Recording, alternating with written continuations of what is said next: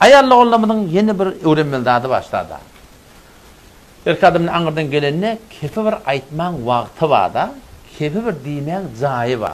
Adamın anırdan geliyor, tufrağın başına girip girmek ding başladan, o beyle bollu bir şeyde bollu falan bollu. O anırdan yağdak geliyor öyle. O vakti kep çekmeye rahim şeyden. Koy geldin, hammamına bir immanım su kuyusun, gel çay su içsin, karnını doyursun, o bir eleyana okulamır vakti barsın. Şeyden mi? Bir eline bir hoşlukta da hatta şeyle bollu, şüporum bollu, şücre bollu deyip şu vaktinde aytmadan ne emet diye. Şu da atlar bozuluktur diye ayarlı oğlum. Hetmin gerekli şey aytacak kuruna vakt karamak gerek biliyor musun? Aytacak kuruna vakt karamadan toram ne mi oluyor? Toram iri narhatiye var ya, perişaniye var ya. Omsal yeni bir kurun oluyor. Öyde yaşap veren gelin oluyor da. Öyde yaşap veren gelin işte da erkanım açık gittir öyünden. İşe çık gidiptir. Ertiğe de akşam oydu. Ertiğe de akşam oydu. Öyde tam narahati oluyor. Gaynı burada attıya ya.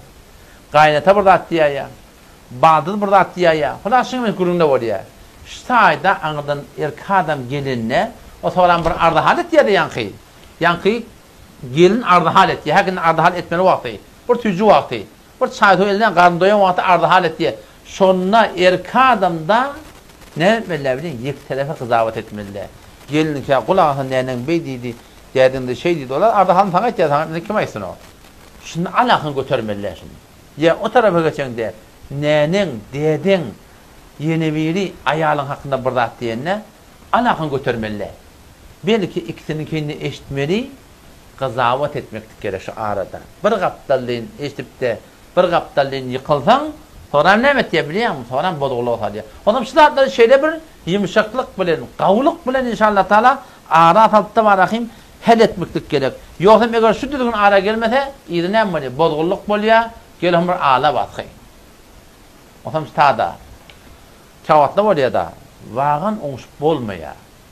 Hatta şu yaşurrak denanıyla illa maşallah.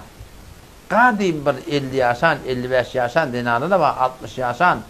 Ol avval gelin olup gittiler, başa polmolup gittiler biliyor musun? Öyle o kadim zamanda.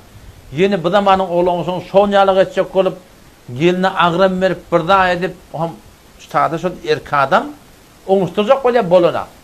Tüzülük etiye bolunak. Yeni burada etiye bolunak. Ahırda ne mi biliyor musun? Duriye dostuydu. İki urma o da. Enatan gevunu görmeli, ayalın gevunu görmeli. Enatan gevunu görecek olup hakkımız yok ayalın gevunu değmeyene.